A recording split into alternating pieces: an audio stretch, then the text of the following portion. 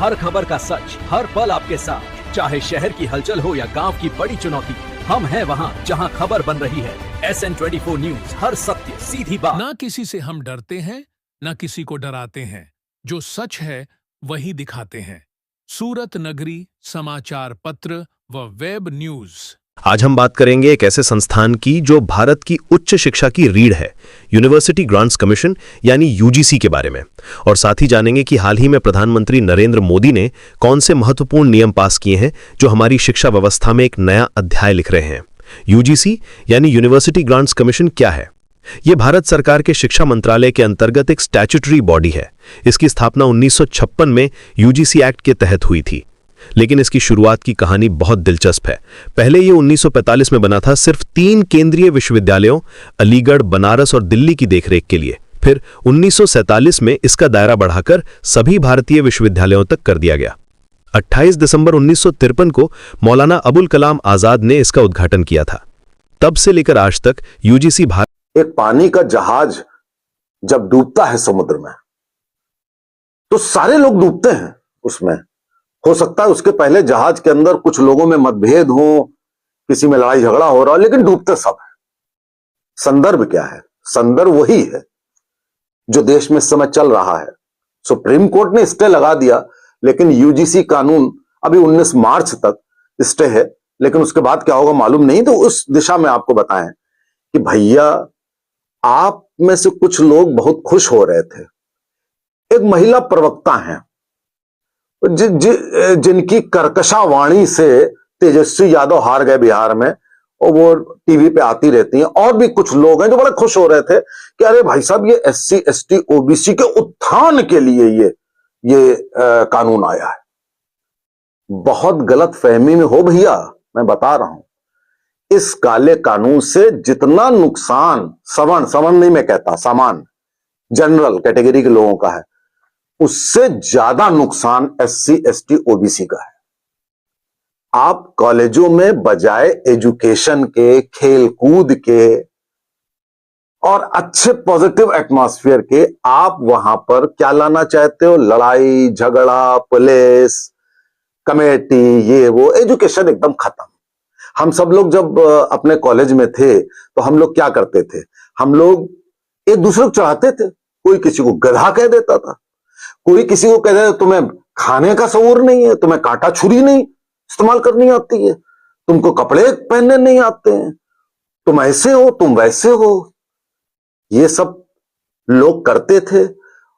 इससे हम सब लोग एक दूसरे से सीखते थे कि भाई इस छात्र ने मुझे ये सिखाया, इसने मुझे ये सिखाया। मैं अपनी बात बताऊं कि मैं एक टूटही साइकिल लेके अपने डिग्री कॉलेज में जाता था, और चेन चढ़ा चढ़ा कर हाथ गंदे इस तरह जाता था, और कपड़े अच्छे होते नहीं थे, और लोग चमचमाती गाड़ियों में आते थे, ड्राइवर दरवाजे खोलते थे। तो क्या होता था कि वो लोग कभी मुझको भेदभाव की नजर से नहीं देखते थे। वो लोग ये सोचते थे कि पढ़ने में बहुत तेज है, टॉपर है ये।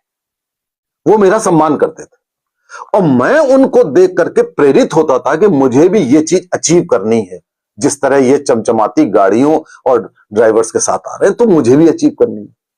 आज का माहौल हो तो ये कह दिया जाएगा ना, बराबरी लानी है, उसका छीन करके इसको दे दो, उसको जेल में डाल करके इसको दे दो। ऐसे नहीं होता है। सामाजिक बदलाव ऐसे नहीं होता। अब खेलकूद होगा। अब क्या होगा? उस जमाने में तो बड़ा अच्छा माहौल होता था। अब शिक्षक नंबर, अगर किसी ने अच्छा नहीं लिखा, नंबर कम हुए तो डरेगा, भैया केस हो जाएगा।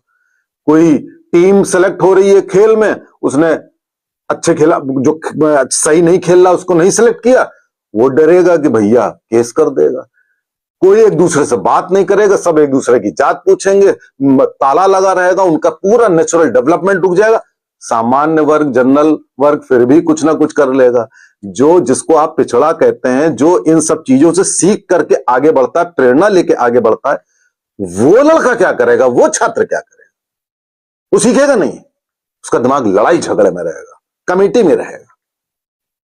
अब आप बताइए कि इस तरीके से अगर कॉलेजेस, यूनिवर्सिटीज में बजाय एजुकेशन के, बजाय हाई क्वालिटी एजुकेशन के, डिबेट्स के, खेलकूद के, आप ये माहौल क्रिएट कर देंगे, सरकार ये सारा माहौल ले आएगी, तो आप सोचिए कि ये क्या पूरा का पूरा जहाज पानी में नहीं डूबेगा क्या?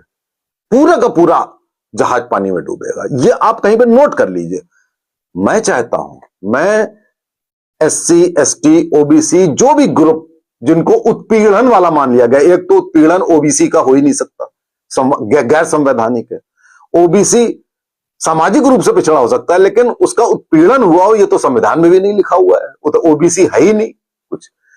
तो आपने उसको भी उत्पीड़न में मान लिया, और उसके बाद जब आपका सारा एटमॉस्फेयर स्पॉइल हो जाएगा, तब आप कहीं के नहीं रहेंगे, आपका विकास रुक जाएगा। सुप्रीम कोर्ट ने भी कहा आप पीछे जा रहे हैं, वो उतने उससे ज्यादा पीछे चले जाएंगे जिनको आप आगे लाना चाहते हैं। आप लाए, आपने काम किया वोट बैंक के लिए, क्या किया? उसको और पीछे कर दिया। हम सब लोग एक साथ पढ़ते लिखते पलते पुसते आगे बढ़ते हैं। पहले कौन, हम सब लोग एक साइकिल पे चलने वाले लोग थे, सब कुछ हुआ था, लेकिन प्रेरित होकर आगे बढ़ते हैं। और आपने ये कर दिया कि सारा माहौल जितना जहरीला कर दिया। तो इसलिए मैं तो समझता हूं कि पानी के जहाज को डूबने से बचाइए। जो SC ST OBC हैं वो भी इस मुहिम में आए कि हम